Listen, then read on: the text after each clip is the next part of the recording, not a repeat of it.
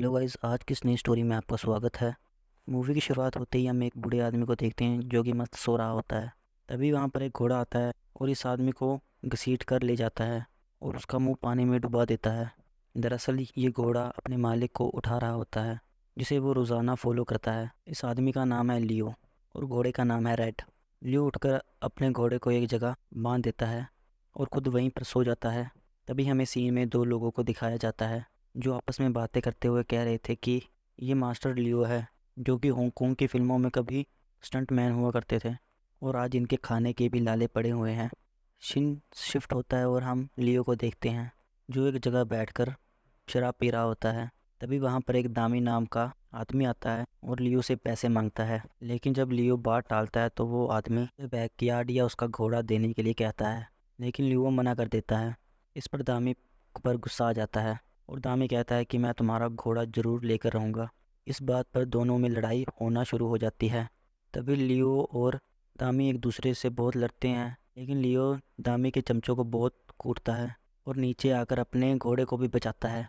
इसके बाद लियो वहाँ से भाग जाता है और दौड़ते हुए एक शो में पहुँच जाता है।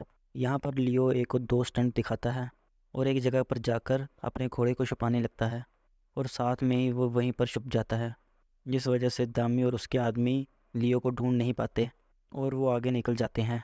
अगले दिन लियो अपने घोड़े के साथ बैकयार्ड में होता है और तभी वहाँ पर दो लोग आते हैं। ये दोनों लियो को बताते हैं कि 3 साल पहले तुम्हें ये घोड़ा एलन पास से मिला था। इस घोड़े को लेकर जूना और एनन में जो कानूनी कार्रवाई चल रही थी वो अब ख़त्म हो चुकी है और जूना इस लड़ाई को जीत चुका है, इसलिए उसने इस घोड़े को नीलामी में लगा दिया है और अब तुम्हें ये घोड़ा उन्हें देना होगा। लियो रैट को छोड़ने के लिए तैयार नहीं था, इसलिए वो दोनों को बाहर निकल जाने के लिए कहता है। तभी दो लोग वहाँ पर छलांग लगाते हैं। उनका नाम शाओमी और शांग था। असल में ये दोनों लीमो के साथ ही रहते थे। शाओम और जंग को देखकर ये दोनों डर जाते हैं और वहाँ से चले जाते हैं। इसके बाद लियो शामो को नोटिस दिखाता है। यंग लियो की बेटी की तरफ इशारा करते हुए कहती है कि हमें एक वकील की ज़रूरत है। सीन शिफ्ट होता है और हम लियो की बेटी को देखते हैं जिसका नाम पाओ है।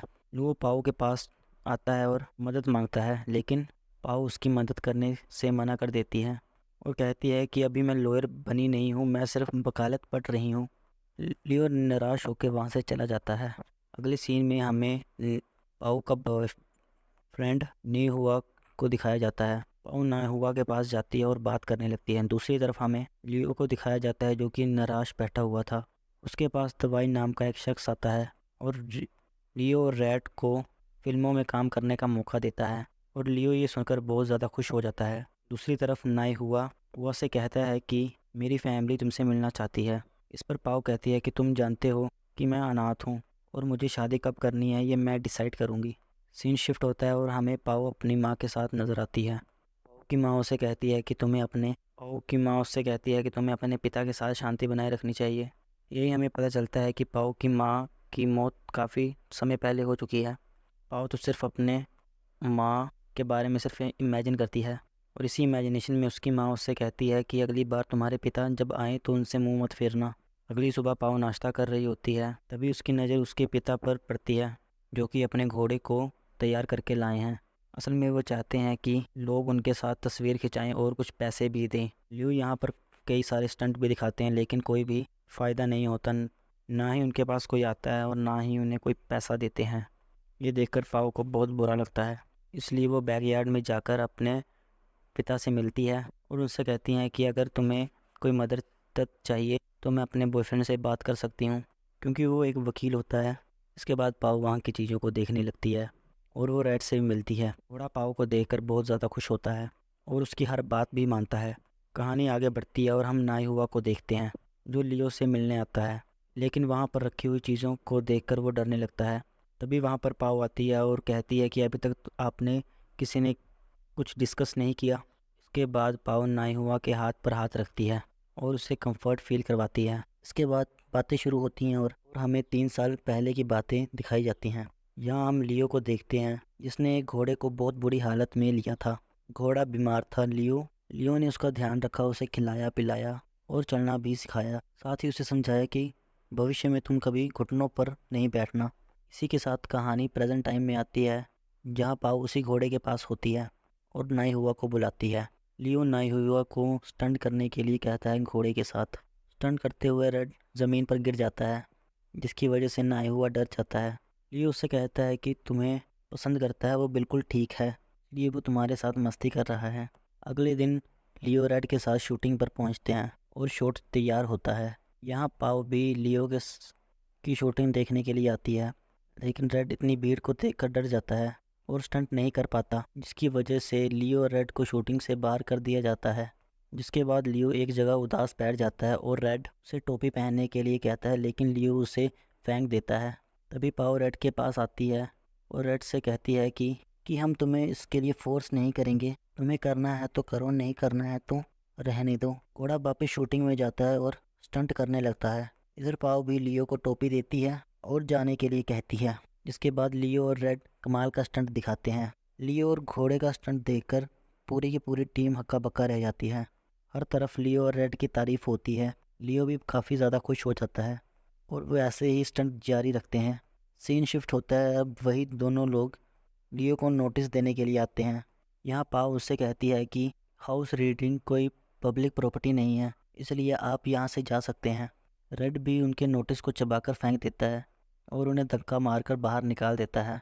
अगले सीन में लियो और पाव डिनर के लिए जाते हैं। यहाँ पर दामी आ जाता है और लियो से पैसे मांगने लगता है। रेड को गुस्सा आ जाता है और वह वहाँ से आकर दामी को एक ज़ोर से लात मारता है, जिसकी वजह से दामी दूर जाकर गिर जाता है। इसी तरह दामी और लियो के बीच में एक बार फिर से फाइट होना शुरू हो जाती है। घोड़ा भी इन्हें जमकर पीटता है। तभी वहाँ पर शामू भी पहुँच जाता है और लियो की मदद करने लगता है और ये तीनों मिलकर गुंडों को काफ़ी मज़ा सिखाते हैं। इसके बाद लियो पाव को पकड़ता है और उछलकर घोड़े पर बैठकर वहाँ से निकल जाता है। अब सीन शिफ्ट होता है और अब हम रेड को देखते हैं, जो कि फिल्मों में स्टंट कर रहा था। लियो भी उनके साथ स्टंट करता है और इसी बीच लियो के घोड़े रेड को एक स्टंट के दौरान चोट लग जाती है और वो घायल हो जाता है, जिसे वजह से पाव को गुस्सा आता है। लियो के पास जाकर कहती है कि आप ये स्टंट करना कब बंद करेंगे। इस पर लियो खास जवाब नहीं देता और अगले दिन लियो और पाव नाई हुआ के परिवार से मिलते हैं, जहाँ पर लियो काफ़ी ज़्यादा अनकंफर्टेबल फील कर रहा था और वो अजीब सी हरकतें भी कर रहा था। जिस पर पाव कहती है कि मेरे पापा बड़े लोगों के साथ एडजस्ट नहीं कर पाते, वो कुछ ज़्यादा ही सिंपल हैं। जिसे सुनकर लियो भी नाई हुआ की फैमिली से कहता है कि आप मेरी वजह से बेटी को रिजेक्ट मत करिएगा, वो बहुत अच्छी है। डिनर ख़त्म होते ही नाई हुआ और उसकी फैमिली वहाँ से चली जाती है।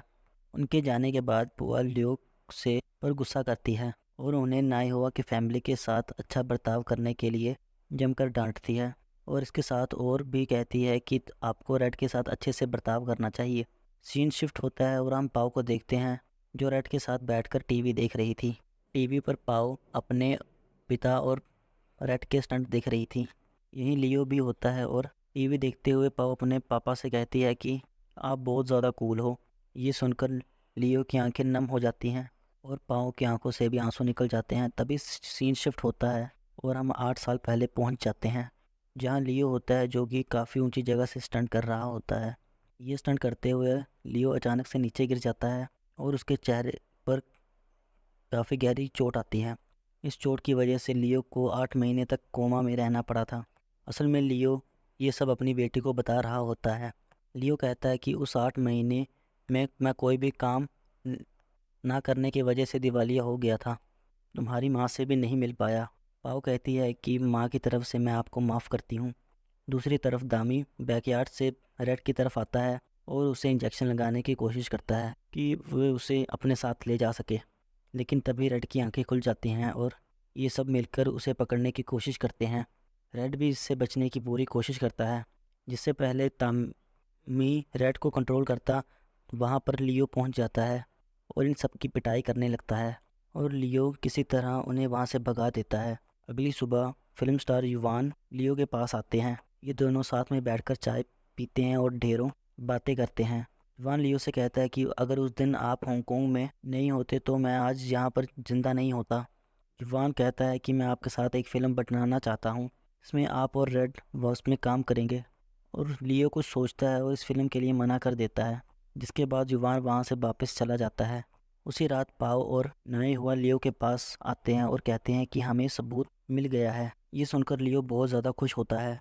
तभी पीछे से रेड एक टी शर्ट उठा लेता है जिस पर लियो पाव को बताता है कि सुबह फिल्म स्टार युवान आए थे, उन्होंने मुझे फिल्म का ऑफ़र दिया है। ये सुनकर पाव गुस्सा हो जाती है और वहाँ से चली जाती है। लियो कुछ समझ नहीं पाता और अगले दिन वह युवान की बताई गई शूटिंग पर पहुँच जाता है।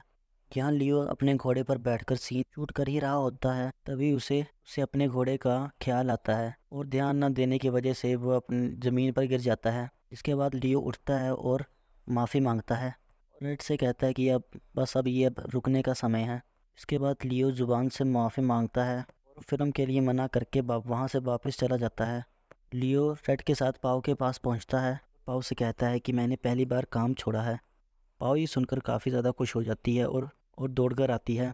यहाँ पर लियो सोचता है कि वो उसके गले लगेगी, लेकिन वह रेड के गले लग जाती है और ये सीन थोड़ा मजाकिया हो जाता है।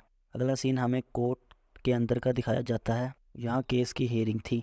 लियो ये केस हार जाता है। नए हुआ घोड़े के दूसरे मालिक के पास जाता है और उनसे कहता है कि आपके लिए बेशक ही गेम है, लेकिन लियो का वो परिवार है। लेकिन इस सब का कोई भी फ़ायदा नहीं होता। अगले सीन में लियो रेड के पास होता है और उससे कहता है कि अब हमें अलग होना होगा। तब रेड ग्लव्स लाकर लियो को देता है और ये दोनों लास्ट टाइम प्रैक्टिस करते हैं। लियो रेड के गले लगकर खूब रोता है और अगले दिन उसको नए मालिक को सौंप देता है। जिसके बाद नाई हुआ पियो और लियो गाड़ी के में बैठकर वहाँ से जाने लगते हैं, लेकिन रेड बार बार उनकी गाड़ी के पीछे आता है और बार बार गिरता है। लियो गाड़ी से उतरता है और रेड से कहता है कि तुम यहाँ से चले जाओ, वापस चले जाओ, और वो खुद गाड़ी में बैठकर खूब ज़्यादा रोता है। रेड भी वापस लौट जाता है। अगले दिन पाव रेड के नए ओनर के पास आती है और उन्हें अपने पापा के बारे में बताती है। पाव उनसे कहती है कि मेरे पापा से सबसे प्यारा दोस्त मत छीनिए। अगली सुबह हमें रेड को दिखाया जाता है जो अब फिर से लियो के बैकयार्ड में था। वो लियो के पास आता है और उसे हमेशा की तरह उठाने लगता है। रेड को देखकर वो बहुत ज़्यादा खुश हो जाता है और वह रोने भी लगता है। ये सब देखकर मैं खड़ा रेड का नया ओनर उसे देख रहे होते हैं और तभी वे पाव से कहता है कि अगर तुम मेरे पास नहीं भी आती तो भी ये यहीं पर होता, क्योंकि मैं ऐसे ही यहीं पर वापस लाने वाला था। असल में वो खाना ही नहीं खा रहा था। के बाद नहीं हुआ और पाव भी रेड के पास आते हैं और गले लगते हैं और ये कहानी यहीं पर ख़त्म हो जाती है। अगर आपको कहानी अच्छी लगी हो चैनल को सब्सक्राइब और वीडियो को लाइक ज़रूर कर देना। Thank you for watching guys.